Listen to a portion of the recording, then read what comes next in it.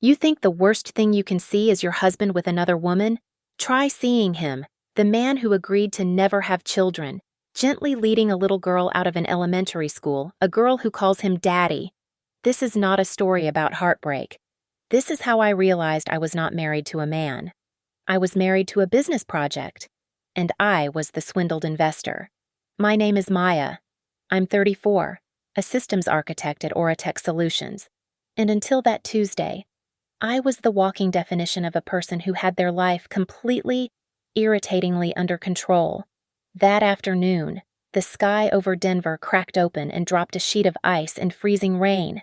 I was driving home, my wipers fighting a losing battle, my mind already on the glass of Cabernet waiting for me in our Cherry Creek condo. I was 5 blocks from home when it happened. It wasn't a gentle hiss. It was a violent, cannon shot explosion. The car lurched, pulling hard to the right as the shredded remains of my front passenger tire slapped against the asphalt. The smell of burnt rubber and ozone hit me instantly, acrid and sharp. I wrestled the wheel, steering the car into a limping, thudding stop right in front of the stone gates of the Willow Creek Academy. "Just perfect," I muttered, the ice rattling against my windshield. I was soaked and freezing in the 30 seconds it took to get out and inspect the damage. The tire was gone, a useless flap of black rubber. Cursing, I pulled my phone out, shielding the screen from the downpour to call for roadside assistance. The automated voice put me on hold. I leaned against the cold metal of my car, fuming, and looked up. The school's front drive was a chaotic ballet of expensive SUVs and parents wielding oversized umbrellas, collecting their children. It was a world I knew existed but never participated in. And then I saw him. It was not a, maybe it's him. It was Leo, my husband. He was standing under the main archway, wearing the charcoal gray overcoat I'd bought him for his 36th birthday. He was supposed to be downtown, in a client meeting for Summit Dynamics until at least 7. That's what he'd kissed me goodbye and told me this morning. He was not alone. He was holding a large black umbrella over a small child, a little girl, maybe 6 years old, with pale blonde hair pulled into a messy ponytail. She was wearing a bright pink backpack, the kind with a unicorn keychain dangling from the zipper. Leo was bent toward her, his expression uncharacteristically soft, listening intently as she chattered away. My heart did a strange, painful kick against my ribs. I lowered the phone, the hold music still tinny in my ear. The little girl tipped her head back and laughed at something he said. Through the curtain of rain, I saw her smile, and I saw her mouth form a word. I didn't hear it, but I didn't need to. The shape was unmistakable. "Daddy." Leo's smile widened. He reached down, and in one fluid, practiced motion, he scooped her up. He kissed her on the cheek, and she wrapped her arms around his neck. He carried her, pink backpack and all, to his black SUV, the one I thought was parked securely in the underground garage of his office building, and carefully buckled her into the back seat. My name is Maya, and my husband, Leo, and I have been married for 8 years. We met on a flight to Tokyo. 2 ambitious people who loved their careers more than the idea of settling down.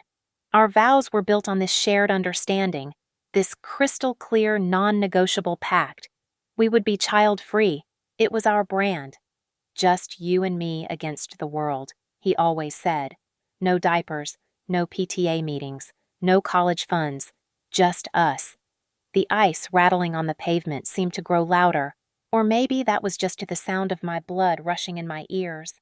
The roadside operator finally picked up, her voice a cheerful, distant buzz. "Ma'am, are you there?" I didn't call his name. I didn't run across the street and demand an explanation. I just stood there, frozen to the spot, the freezing rain plastering my hair to my face.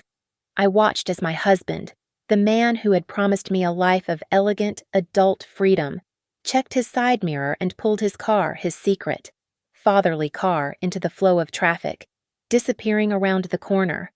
By the time the tow truck driver finished with the shredded tire and I got a rideshare back to our penthouse in Lodo, the numbness had set in. It was a different kind of cold than the freezing rain. It was a deep, internal freeze that started in my stomach and spread to my fingertips.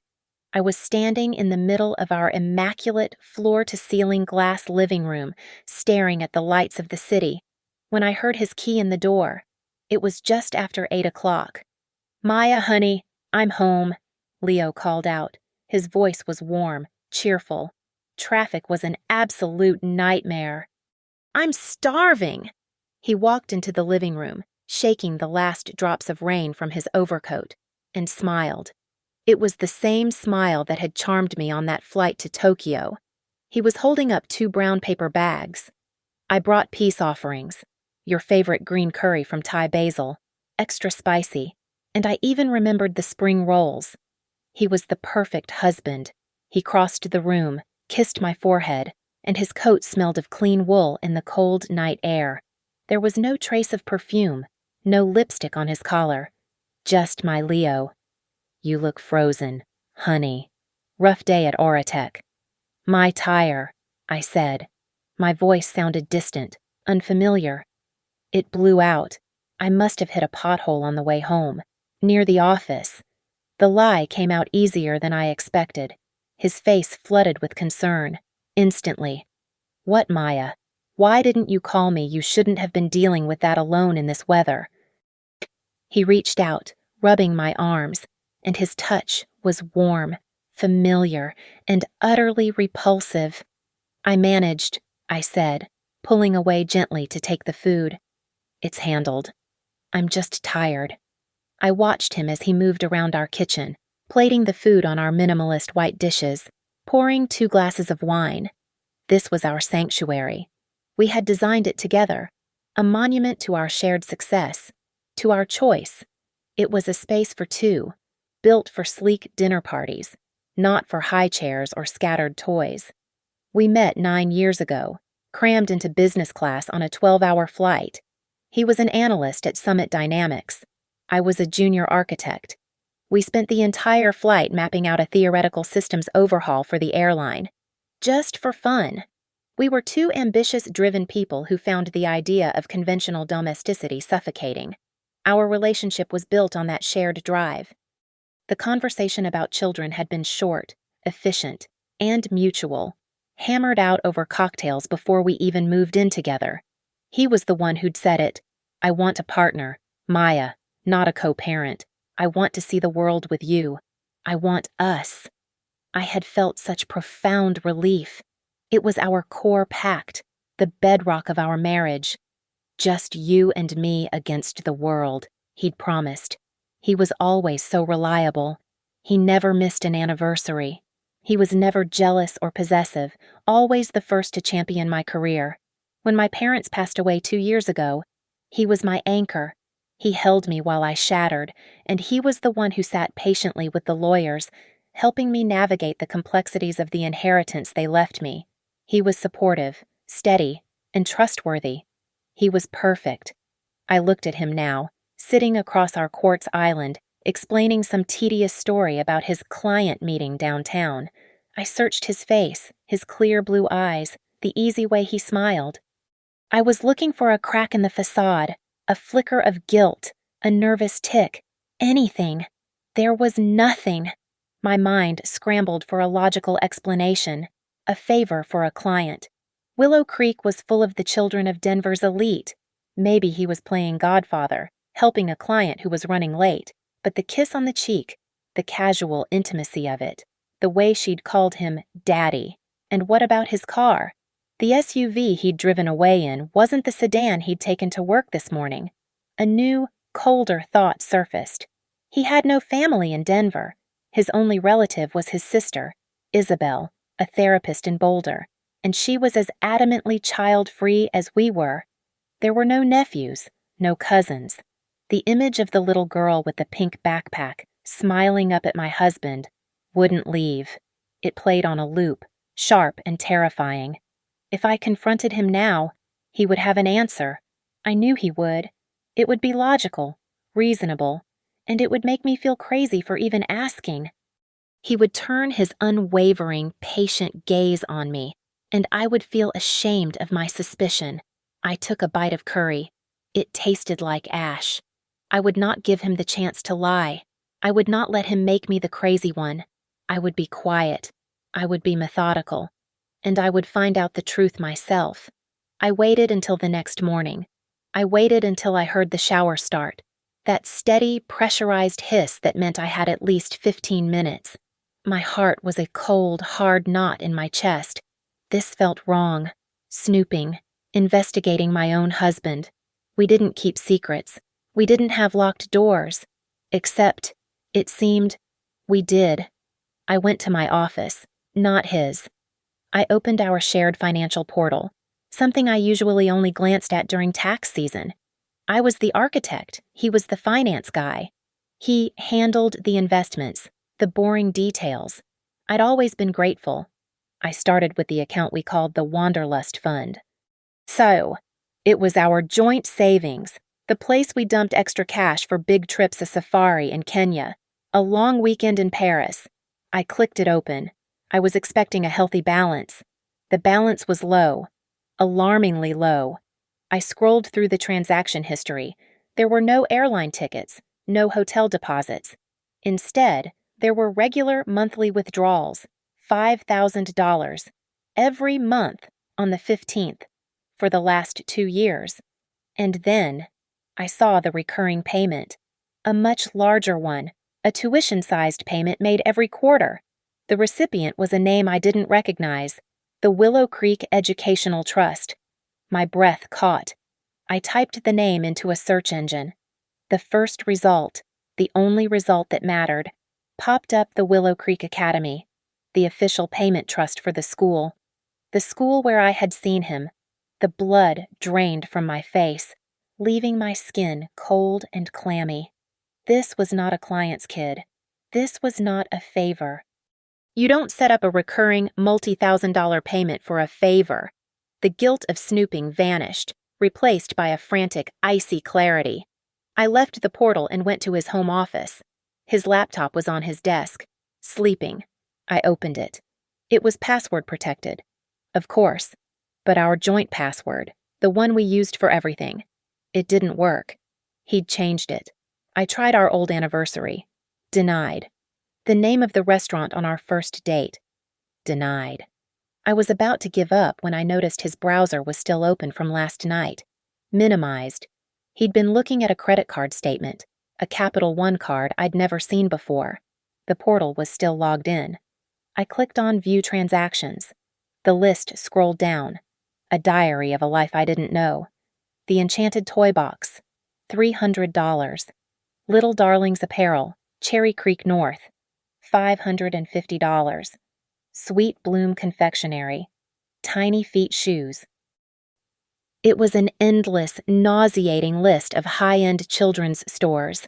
My mind was racing. I went to his calendar. He had a Summit Dynamics conference in Vail last April. I scrolled through the credit card charges for April. There it was, Vail Mountain Kids Ski School. 4 days, $800. His investor retreat in Aspen in July. Aspen Art Center Summer Day Camp. $1,000. The dates, the locations, the lies. They all lined up, one after another, a perfect, horrifying synchronization. And then, the worst. I went back to our main checking account, the one where my inheritance had been deposited, the nest egg my parents had left me. I saw the transfers. Large ones, $20,000, $30,000, moving from my inheritance account into the Wanderlust Fund, the fund he was draining. I scrolled back, my fingers shaking. The first large transfer from my inheritance, the one that started this whole cycle, was dated 2 years ago. 1 week after my mother's funeral. 1 week after I had signed the papers making Leo co-owner of the account. Just to make things easier. Maya, while you grieve. This was not a mistake. This was not a sudden lapse in judgment. This was a long-term, calculated plan. My husband was living a second life, and he was using my parents' money to pay for it. I couldn't breathe. The walls of our perfect penthouse, which I had helped design, felt like they were closing in. I was either losing my mind or my entire marriage was a phantom. I spent 2 days in a fog, going to work at Auratech, designing complex systems on autopilot, while my own internal system was in catastrophic failure. I needed an external opinion. I needed someone to tell me I was crazy, or to confirm I was not. There was only one person on earth I could trust besides Leo, and that was his sister, Isabel. Leo's older sister was 40 years old and a successful therapist in Boulder. She was everything you'd want in a sister-in-law, warm, intelligent, and fiercely loyal. When my parents died, she was the one who drove to my house at 2 in the morning and just sat with me, not offering platitudes, just being present. She had become my sister, in all the ways that mattered. I called her, my voice sounding weak and thin. "Izzy, are you free? I really need to talk to you." She heard the panic in my voice. "Maya, what's wrong? Where are you?" We met at a small, anonymous coffee shop off the highway, a neutral point between Denver and Boulder. I hadn't been able to bring myself to say anything over the phone. I sat there, clutching a scalding hot latte I had no intention of drinking, my hands shaking so badly I had to set it down. Isabel slid into the booth, her kind eyes full of immediate concern. "Maya, you look like you've seen a ghost. What is going on?" The words wouldn't come out. I couldn't say I saw Leo with a child. It sounded too insane. So I started with the evidence. "It's Leo," I whispered, the admission burning my throat. I found these weird payments from our travel account. He's been spending thousands of dollars." Isabel's expression remained calm, open, the perfect therapist. It's a school, Izzy, the Willow Creek Academy, and toy stores, and children's clothing stores." I finally looked up at her, my eyes pleading. "I'm going crazy, right? Tell me I'm misinterpreting this. Tell me there's a reason." Isabel didn't answer right away. She just watched me, her expression softening into something I couldn't read. It wasn't shock. It was pity. She let out a long, slow sigh and reached across the table, covering my trembling hands with her own. "Oh, Maya," she said, her voice impossibly gentle. "I am so sorry. I was hoping you would never find out. This is all my fault." My heart stopped. "Shh, your fault. What do you mean?" "It's not what you think," she said, leaning in, her voice dropping. "Leo isn't. He's helping me. I'm the one." She then unspooled the most perfectly constructed, believable lie I had ever heard. She told me about a family she was counseling, pro bono, a refugee family from Eastern Europe, a single mother and her daughter who had escaped an abusive situation. They're undocumented, Maya, and they're terrified. The little girl, she's a genius, truly gifted, but she can't get into the system. Isabel explained that she had pulled strings to get the girl a private, fully funded scholarship at Willow Creek, but that she was personally paying for all the extras, the uniforms, the supplies, the trips. But why Leo? I asked, my mind clinging to this lifeline. "My husband," Isabel said, rolling her eyes with just the right amount of loving exasperation. "You know how he is. He's a wonderful man, but he's an accountant. He scrutinizes every penny. If he saw thousands of dollars going to unvetted individuals, he would shut it down. He doesn't understand. Leo has always been my protector. He offered to be the go-between. I transfer the money to him. He pays the school and the other bills from his accounts. It keeps it clean. It keeps my husband from finding out." It made perfect sense. It was generous. It was kind. It was exactly the sort of thing Leo would do. "Oh my God," I whispered. The relief was so intense it made me dizzy. I felt tears spring to my eyes, hot tears of shame. "Maya, you have to promise me you won't say anything," Isabel said, her grip tightening on my hands. "Please, Leo would be so embarrassed you found out. He'd feel like he betrayed your trust, and I'd be in an impossible position with my husband. Please, just let this be our secret. He's just being a good brother." "Yes," I said, a small, choked sob escaping. "Of course, I won't say a word." "Oh, Izzy, thank you." I left the coffee shop feeling lighter than I had in days. I felt like a monster. I had just accused my perfect, wonderful husband of the ultimate betrayal, when all he had been doing was a secret, noble good deed. I got in my car and cried for 20 minutes, not from sadness, but from the overwhelming, terrible guilt of my own suspicion. I walked back into our penthouse that evening, floating on a cloud of toxic, manufactured relief. I had been a terrible, suspicious wife. Leo was just a good man, a good brother. The guilt was so overwhelming, it made me overcompensate. "Leo," I said, catching him as he was reading a financial report in the living room. I wrapped my arms around his neck from behind, pressing my cheek into his hair. "I am so sorry." He tensed for a fraction of a second, a reaction I only noticed in hindsight before relaxing, leaning back into me. "Sorry for what, honey? For being so distant and stressed." I moved to the sofa and curled up beside him.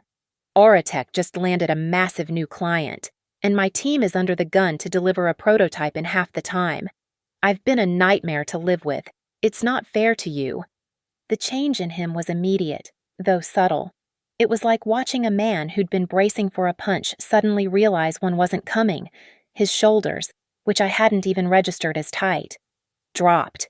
He closed the laptop and gave me his full, undivided attention. "Oh, Maya, you're never a nightmare. You're just dedicated. But," he said, taking my hands, "you're right. You have been stressed, which is why I think we need to get out of here." He was back. My Leo, the charming, attentive man I'd married. "I was thinking," he continued, "we clear our schedules this weekend. I'll book the suite at the Auberge in Telluride. Fireplace, mountain views. Just the two of us. We can just breathe. No work. No phones. What do you say?" It was perfect. A perfect reward for my perfect husband. "I'd love that," I said, and I meant it. The relief lasted for almost 48 hours. Then, as I was packing my suitcase, the small, insignificant splinter of doubt, the one Isabel's story had almost completely removed, began to wedge its way back under my skin. Why was Leo personally picking up the child if he was just the anonymous money man, the intermediary for Isabel? Why would he be there at the school gates, pulling a little girl into a hug, kissing her cheek, and strapping her into a car seat? That wasn't a financial transaction. That was fatherhood. How good a liar was Isabel? How much had I wanted to believe her story? I pushed the thought down. I was self-sabotaging. I had the answer, and it was a kind one. I was not going to ruin this trip. The suite in Telluride was spectacular. Snow was falling gently outside the massive picture window, dusting the mountains in white. Leo had ordered champagne. He was being relentlessly romantic, and I was trying, desperately, to meet him halfway, to feel the way I was supposed to feel. That night, he went to take a shower. The bathroom was a spa-like oasis of steam and marble. I could hear the water running. He'd left his phone on the bedside table, plugged in. He never left his phone. Not anymore. My heart started a low, heavy thud against my ribs. I was still in my robe, glass of champagne in hand. I stared at the dark screen. Don't do it. Maya, don't be that person again. But I was that person. I couldn't stop myself. My hand moved on its own, a snake striking at an apple. I picked it up. I pressed the side button. The screen lit up, a generic mountain wallpaper. I swiped up to enter the passcode. I typed in our old code, the one we'd used for everything since we met 0521. Our anniversary, May 21st. Incorrect passcode. Try again in 60 seconds. My stomach dropped. He'd changed it. From me. The one person on Earth who was supposed to be inside the walls. I felt a wave of nausea. I was about to throw the phone back on the table, angry at him, angry at myself, when the screen lit up again, all on its own. A banner notification had slid down from the top. A text message. Don't forget Sophie's piano recital tomorrow afternoon. Love you. It was followed by a single red heart emoji. Sophie. The name hit me like a physical blow, knocking all the air from my lungs. Sophie, a little girl's name. The ice in my veins, the one that had briefly thawed after my coffee with Isabel, came rushing back, colder this time, cryogenic. The champagne glass in my hand was shaking. I set it down before I dropped it. Isabel's story, her warm eyes, her sympathetic hand, her perfectly crafted lie, it all evaporated, leaving only this. A name, a piano recital, a heart emoji. The nightmare was back, and this time, it was real. The rest of the trip in Telluride was a performance. I was the ghost of a loving wife, smiling on cue, my skin crawling every time he touched me. The name Sophie was a permanent echo in my head, a 6-letter-long scream. The moment we got back to Denver, I set my plan in motion. On Monday morning, I sent a detailed email to my team at Oratech, claiming I'd come down with a violent stomach flu, the kind that required me to be very near a bathroom and absolutely nowhere near a video call. I'll be offline, but I'll try to check in, I typed, a masterpiece of corporate deceit. Leo, ever the concerned husband, bought it completely. He brought me toast and ginger ale, his brow furrowed with sympathy. You rest, Maya. Just focus on getting better. I'll handle everything. I waited, my stomach churning with something far worse than any virus, until I heard him kiss my forehead, grab his keys, and lock the front door behind him. The second that lock clicked, I was out of bed. My focus was no longer panicked. It was surgical. I went straight to his home office, a room he rarely used, preferring the sleek setup at Summit Dynamics. It was a room for show, for storing old tax returns and college textbooks. It was also the only room in the house that was truly his. I didn't know what I was looking for. I just knew I would find it. I bypassed the locked laptop. I'd already learned that lesson. I pulled books from the shelves. I checked under the desk blotter. I ran my hands under the drawers, feeling for taped-on envelopes. Nothing. I stood in the center of the room, frustrated, and looked at the built-in shelving. It was filled with dusty, hard-bound books on economics and obscure business law, things he'd had since his MBA. They were just props. I started pulling them out, one by one. Behind a particularly thick row, a complete set of the principles of corporate law. My fingers hit something cold and smooth. It was a small canvas bank bag, the kind you get for loose change, tucked deep into the cavity.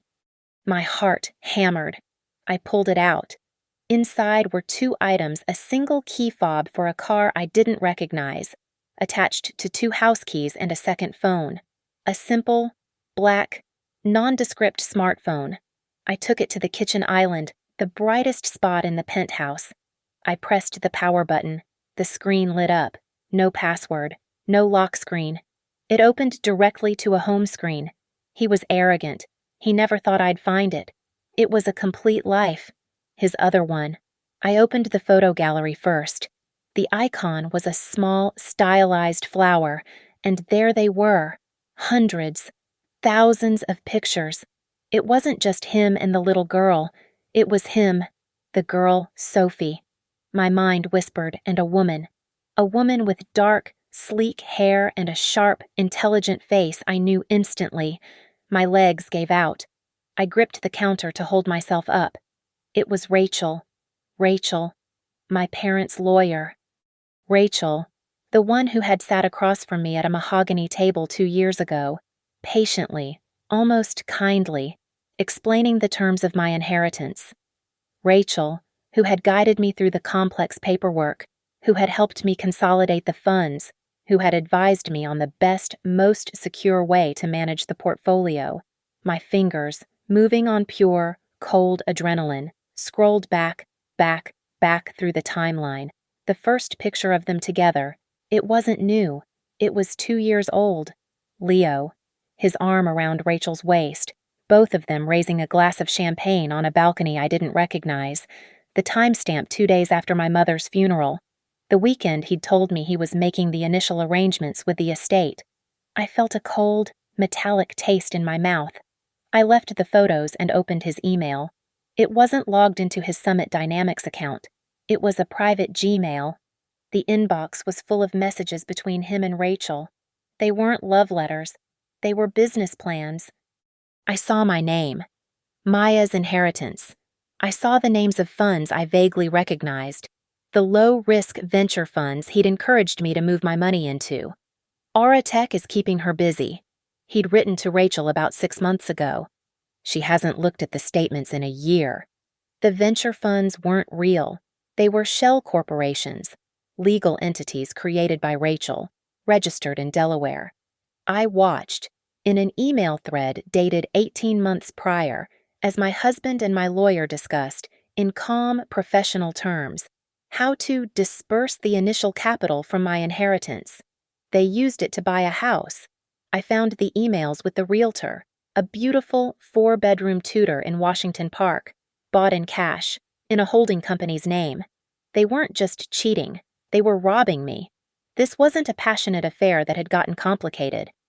This was a long con, a systematic, calculated heist of my entire life. My parents' legacy, all orchestrated by the 2 people I had trusted to protect it.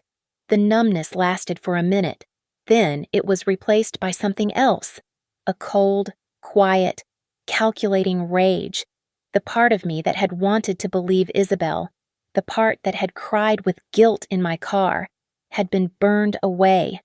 All that was left was the architect, the systems analyst. I was looking at a catastrophic failure, and I needed to understand the design. I was still holding the second phone, my hands steady now. I exited the email app and went to his text messages.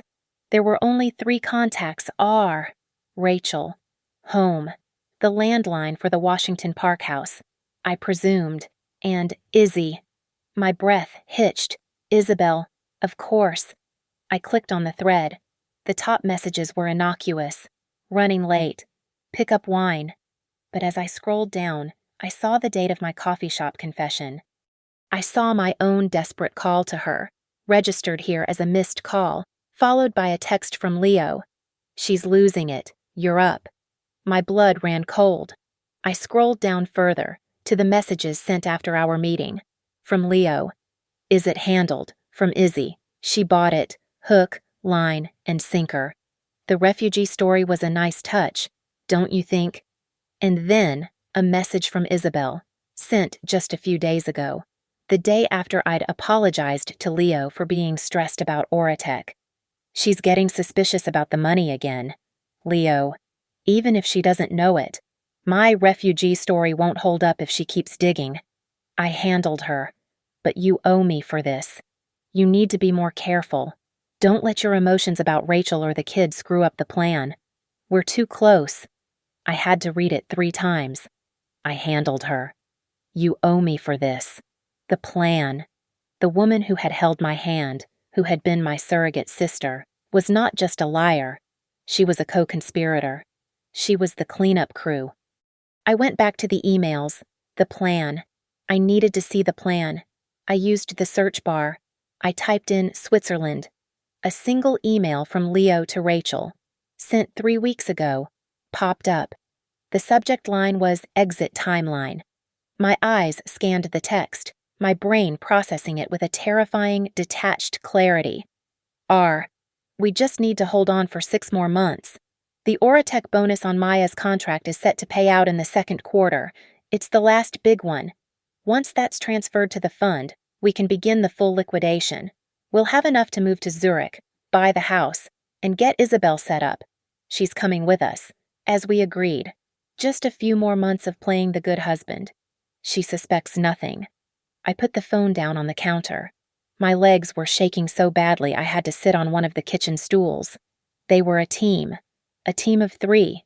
They were planning to empty my accounts, my career bonus, my parents' money, and then vanish to Switzerland. They were going to leave me in this glass penthouse, bankrupt, with a mountain of questions and a life that had been professionally, personally, and financially hollowed out. And Isabel, the final piece of the puzzle, clicked into place. Her simmering resentment, hidden for years. Resentment that I had the high-flying career, that I had the inheritance, that I had taken her little brother. She, the therapist, had been analyzing my weaknesses all along, not to help me, but to help them exploit me. I did not cry. Crying was a luxury for the person I used to be. The architect took over. I went to my home office. I retrieved my largest external hard drive. I plugged it into my laptop, and then, using a transfer cable, I connected it to the second phone. I initiated a full device backup. Every email, every text message, every photograph, every contact, every calendar appointment. While the data was transferring, a progress bar creeping across my laptop screen, I took my own phone and I took pictures, hundreds of them. I photographed every single incriminating message, every email, every bank transfer I'd found. I backed up the backup. When it was finished, I ejected the hard drive. I disconnected the second phone. I used a microfiber cloth from my laptop bag and meticulously, slowly, wiped every surface of the phone, the keys, and the canvas bag, until I was sure any trace of my fingerprints was gone. I put the items back inside, tucked the bag deep behind the law books, and replaced the volumes, making them perfectly flush. I took the hard drive, the small black box that now contained my entire truth, and I locked it in the personal safe in my closet. Then I sat at my desk, looked up a number I hadn't dialed in almost a year, and made a call. I had been isolated, I realized. Too busy with Leo. I'd always said. Too busy to see the one person he'd never liked me spending time with. She picked up on the third ring. Chloe. Maya, wow. Long time no talk. What's up? Hi, Chloe, I said, and my voice was calm, clear, and cold as steel. I need your help. I need an investigative journalist.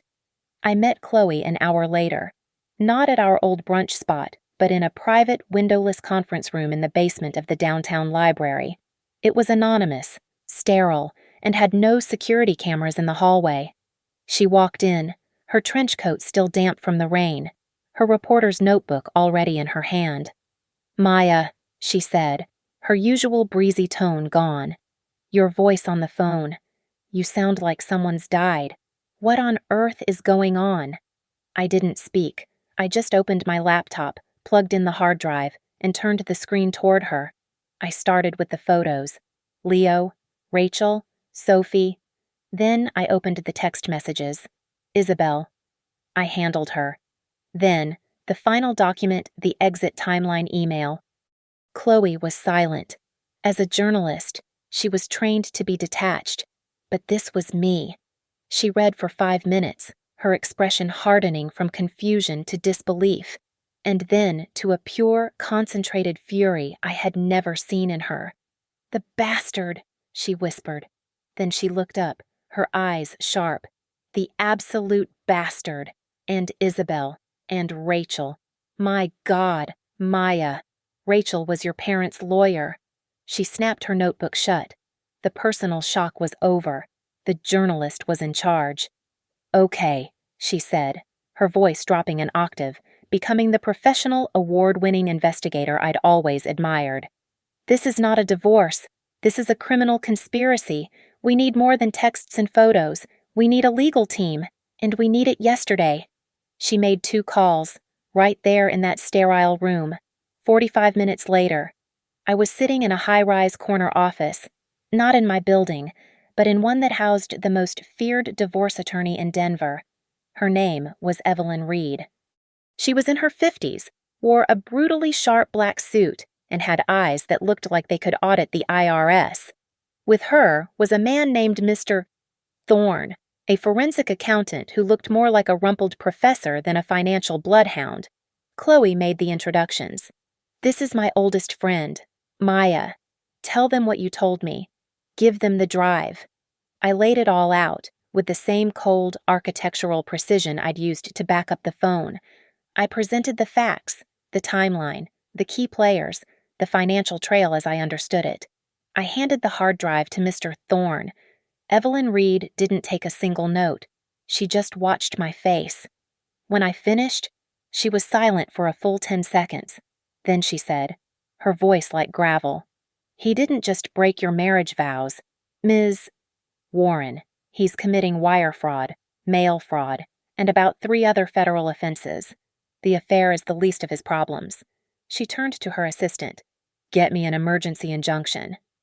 I want a full freeze on all marital assets, all known shell corporations, and I want a flag on any international wire transfers originating from his name, his business, or any of his aliases. As of right now, he doesn't get to move a single dime." Mr. Thorne, who had already plugged the drive into his own encrypted laptop, just let out a low whistle. "This is immaculate. The shell company framework is pristine. He's good, but he's sloppy. He used the same registration agent for all 3. I can have this entire network unraveled in 24 hours. I had my army. The next 2 days were a blur. I went back to work at Auratech, the perfect, recovered employee. All the while, Evelyn was filing motions, and Thorne was mapping out the stolen money. He confirmed it all: the house in Washington Park, the tuition, the ski trips, all paid for from a labyrinth of accounts funded by my inheritance. On the 3rd day, Chloe called me. "I've got something on Rachel," she said, her voice tight. "I've been digging. I knew her name was familiar, but not from your parents. She's not just a lawyer." "What do you mean?" I said, sitting in my car in the Auratech parking garage. "I mean, she's not a lawyer. Not anymore. Rachel was disbarred in California 5 years ago. Embezzlement. Stole from a client's trust fund. She moved to Colorado, changed her specialty to estate planning, and clearly went hunting for a new victim." I leaned my head against the steering wheel, the world tilting. This wasn't a crime of opportunity. Rachel hadn't just met Leo and started an affair. She had targeted me. She had seen my name on a client list after my parents' death. A grieving, wealthy, trusting daughter. I was a mark, and she'd brought in Leo, my own husband, as her inside man. "It gets better," Chloe said, her voice dark with irony. "Guess who her parents are?" "Who, the Harringtons?" The name landed like a bomb. The Harringtons, as in Harrington Tower downtown, Harrington Legal Group, one of the oldest, wealthiest, most powerful families in Denver. "They disowned her," Chloe continued, talking fast. "Cut her off completely after the California incident. They're ruthless about their reputation, and I'd bet my last dollar they have absolutely no idea they have a 6-year-old granddaughter named Sophie." I went back home and recalibrated. The woman who had been paralyzed by a tire blowout was gone. The woman who had been sick with suspicion was gone. In their place was the systems architect. I was no longer a wife. I was a project manager. And this was the ultimate de-risking exercise. I put my stomach flu behind me and returned to the performance of being Maya. I was loving. I was relieved. I was focused on my work. For 3 days. I lived a lie, while Evelyn Reed's injunctions quietly, invisibly, built a digital fence around every asset I had. Then, it was time to set the bait. It was a Friday night. I waited until Leo was in the kitchen, making us his signature, insufferably perfect martinis. I came up behind him, wrapping my arms around his waist, and put my head against his back. "You will not believe the day I had," I said, my voice full of manufactured excitement. "You know that Auratech contract. The big one." I felt him nod. "What about it, honey?" "They loved the prototype so much, they're finalizing the deal, and they're paying out my project bonus early." I paused, for dramatic effect. "Leo, it's a huge one. It's almost $200,000. He stopped stirring the ice. He turned in my arms, his face a perfect mask of husbandly pride. Maya, that's incredible. I'm so proud of you.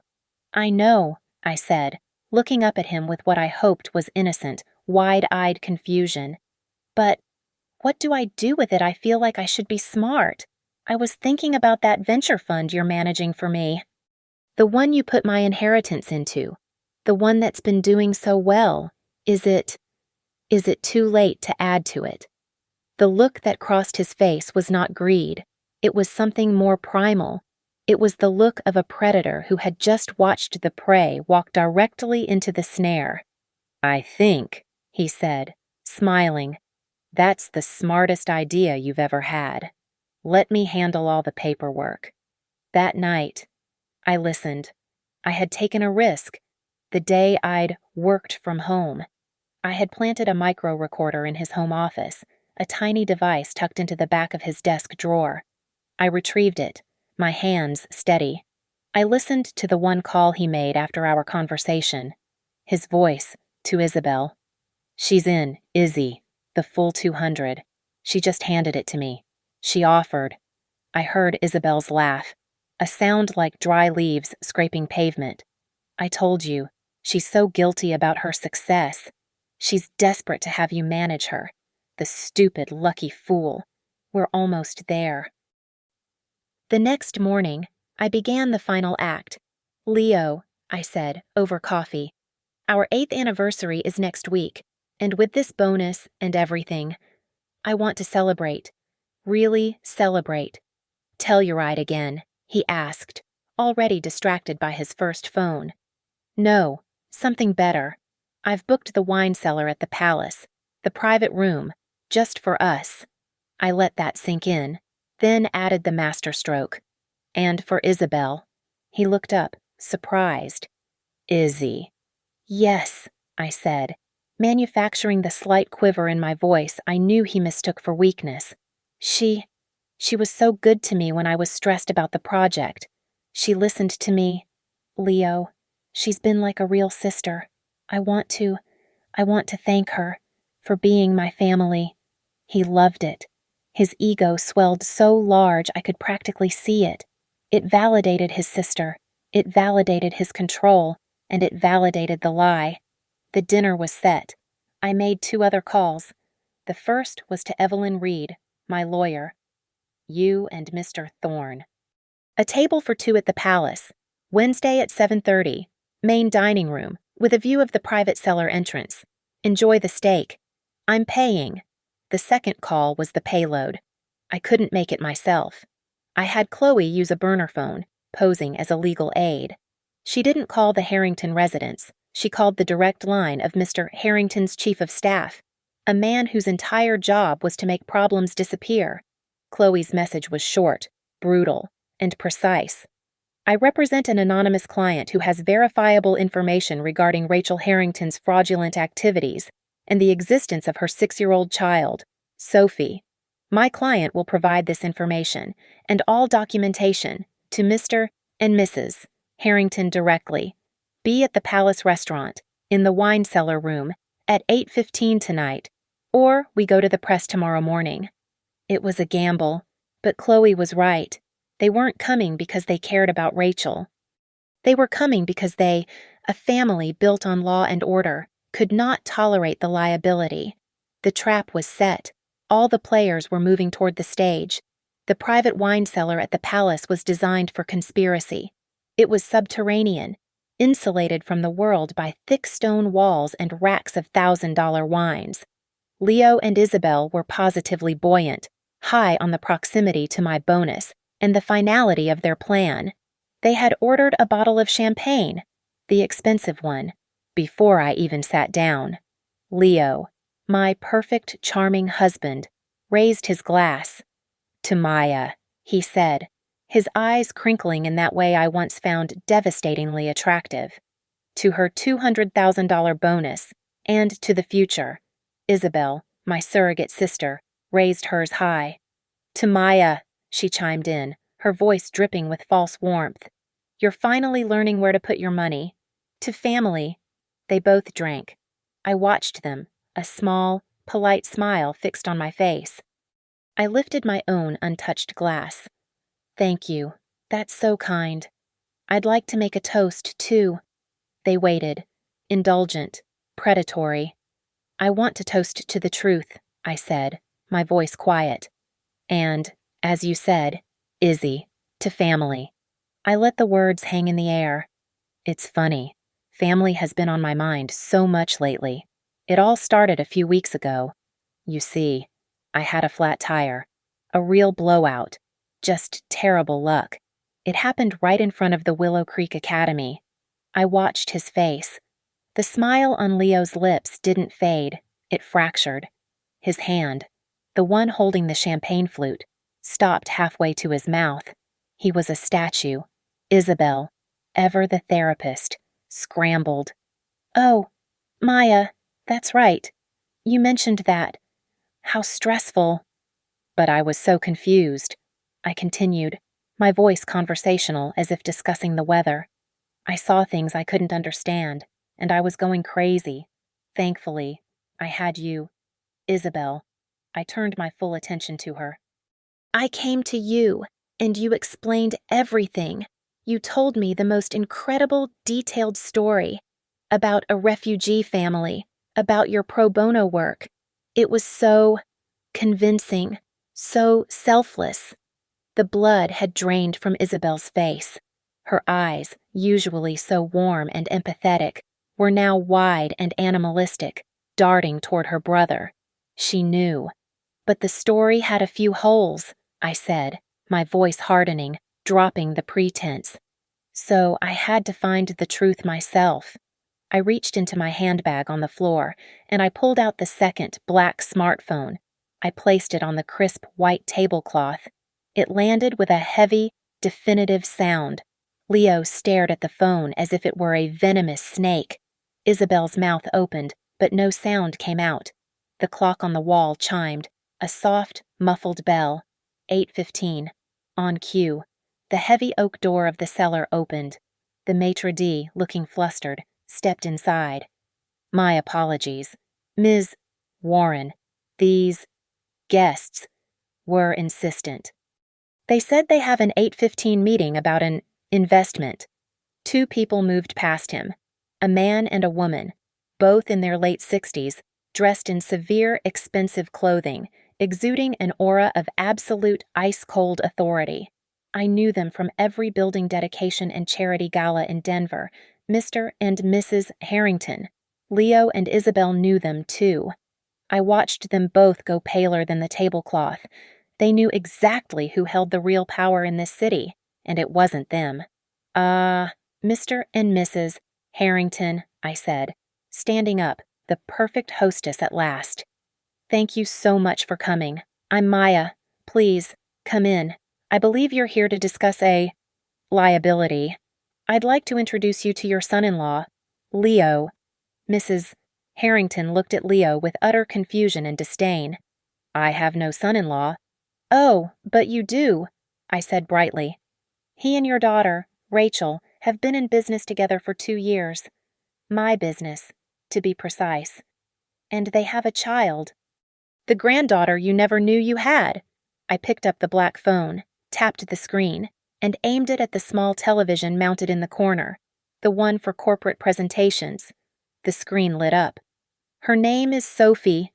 A picture filled the monitor. Leo, Rachel, and a smiling, blonde-haired girl, all gathered around a birthday cake with 6 candles. Mrs. Harrington made a short, strangled sound and put her hand to her chest. What is this? Leo hissed, finally finding his voice, shoving his chair back. Isabel was already on her feet, grabbing her purse. You're insane, she spat at me. You're delusional. Am I said, as they both turned to flee. The door opened again. This time, it was my lawyer, Evelyn Reed, Mr. Thorne the accountant, and 2 uniformed Denver police officers. Leo and Isabel froze, trapped. This is a private dinner, Leo tried, puffing his chest, the last gasp of his authority. This is a domestic dispute. You can't be here. This is not a domestic dispute, Evelyn Reed said, her voice cutting through the silence like a diamond. "This is a criminal investigation." She nodded to the officers. "Sir, ma'am," one of the officers said, stepping forward. "You are both being detained on suspicion of conspiracy to commit wire fraud, embezzlement, and grand larceny." Mr. Harrington, who had been silent, finally spoke, his voice like ice. "Conspiracy." I turned to him. "Oh, yes. They were planning to liquidate all my assets, my parents' money, and flee to Switzerland. Rachel, Leo, and Isabel. The whole team." I watched the realization land. Their disbarred criminal daughter had not only lied to them for years, she had embroiled their name in a massive, public fraud. The officers cuffed Leo first. Isabel, the master of composure, finally shattered.